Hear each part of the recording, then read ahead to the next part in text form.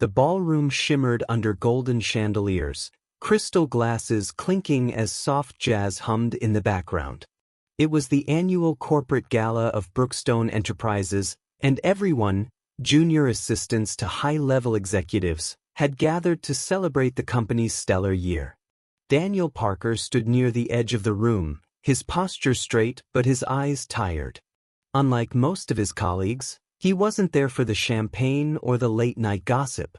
His mind was back at home with his 7-year-old daughter, Lily, who was probably curled up on the couch in her pajamas, watching cartoons.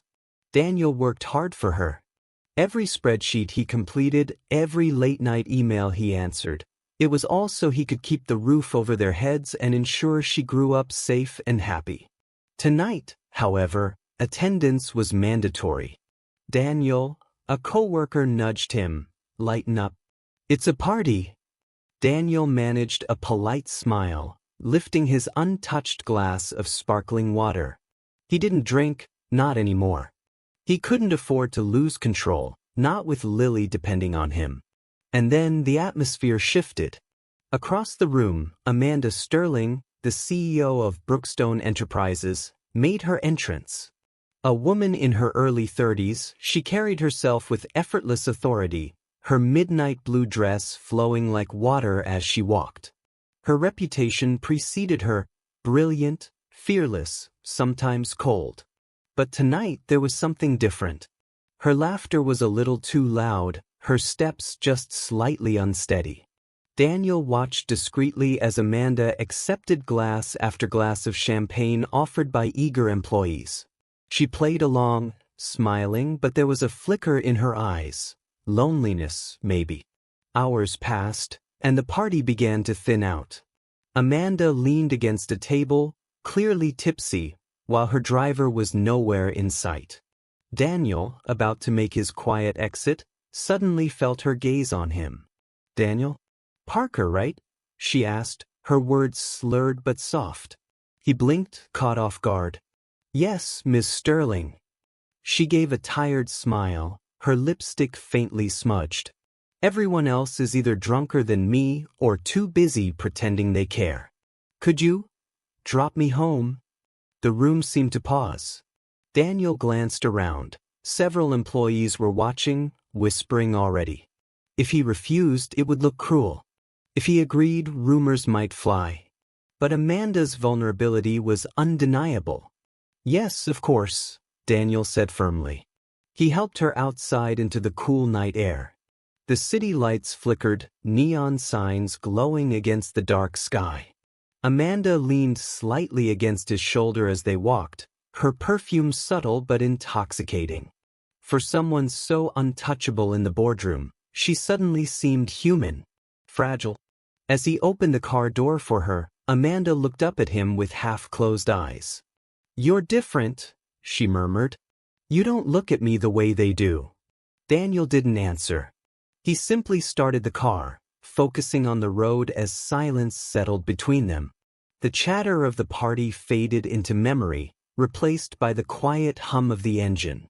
Halfway through the drive, Amanda rested her head against the window, then shifted, her cheek brushing against his shoulder. Daniel froze for a second, then relaxed, keeping his eyes on the road. She whispered, almost to herself, "Do you ever get tired of pretending you're okay?" Daniel's grip on the steering wheel tightened. He thought of Lily, of sleepless nights balancing bills, of the empty space at the dinner table where his late wife used to sit. But he said nothing. Amanda sighed, her breathing evening out as she drifted into a light sleep. Daniel glanced at her briefly. In that moment, she wasn't the CEO, the woman everyone feared or admired. She was just Amanda. When they finally reached her upscale apartment, Daniel carefully helped her inside. She kicked off her heels clumsily and collapsed onto the couch. He found a blanket draped over the armrest and gently covered her. As he turned to leave, Amanda's hand caught his wrist. Her eyes, heavy with sleep, searched his. "You're not like the others, Daniel," she whispered. "You actually care." For a second, the world stopped. His heart pounded in his chest, and he couldn't look away. But before he could respond, she slipped into sleep, her hand falling gently to the couch. Daniel stood there for a moment, torn between duty and something deeper he couldn't name. Then, with a soft exhale, he let himself out quietly. That night, he drove home not as just an employee, but as a man who had glimpsed a side of Amanda Sterling no one else had ever seen. And something inside him knew this was only the beginning. The following Monday at work, Daniel tried to slip back into his routine. Coffee at his desk, emails answered promptly, projects checked twice before sending them to his supervisors. On the surface, everything was the same. But beneath it, a quiet storm brewed. He hadn't forgotten that night. Every detail, the softness in Amanda's voice, the vulnerability in her eyes, the way she whispered "you actually care," played in his mind like a song he couldn't turn off. He told himself it meant nothing. She had been drunk, emotional. She probably didn't even remember. But then the elevator doors opened, and Amanda Sterling walked in. Daniel froze, clutching his folder. She was her usual self again, confident, poised, her hair tied neatly in a sleek bun. No trace of the woman who had leaned on his shoulder days ago. For a moment, he wondered if he had imagined it all. "Mr. Parker," she greeted curtly. But then, after a pause, her lips softened into the faintest smile. "Thank you for the other night."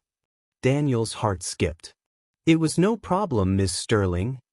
Her eyes lingered on him for a second longer than necessary. "Amanda," she corrected quietly before walking away. That single word unraveled him. Over the next few weeks, small moments began to weave themselves between them. A smile exchanged during meetings. An unexpected coffee left on his desk with a sticky note. "Thought you could use this."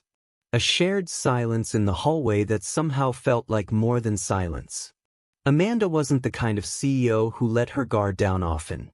But with Daniel, little by little, cracks began to show. One evening, long after most employees had gone home, Daniel was finishing up a report when he noticed Amanda still in her office, lights on. Through the glass walls, she looked exhausted, her shoulders slumped as she stared at her laptop screen. Against his better judgment, Daniel knocked softly and stepped inside. "Still working?" he asked. Amanda looked up, startled, then sighed. "Always. It feels like the company never lets me breathe." Daniel chuckled lightly. "You're human. Even CEOs need breaks." She tilted her head, studying him. "And what about you? Don't you ever get tired of being so perfect?" He hesitated, then smiled faintly. "I'm far from perfect. I just have someone depending on me." Amanda leaned back in her chair, curiosity sparking in her eyes. "Your daughter, right? Lily?" Daniel blinked. "You remember her name?" "Of course I do," Amanda said softly. "You talk about her with this light in your eyes. It's hard not to notice." For a moment, the walls between them disappeared. Two people sat in an office, not as CEO and employee, but as a woman and a man with their own struggles. "Tell me about her," Amanda asked, resting her chin on her hand. Daniel found himself opening up about Lily's love for drawing, her obsession with pancakes on Sunday mornings, how she still asked about her mother sometimes.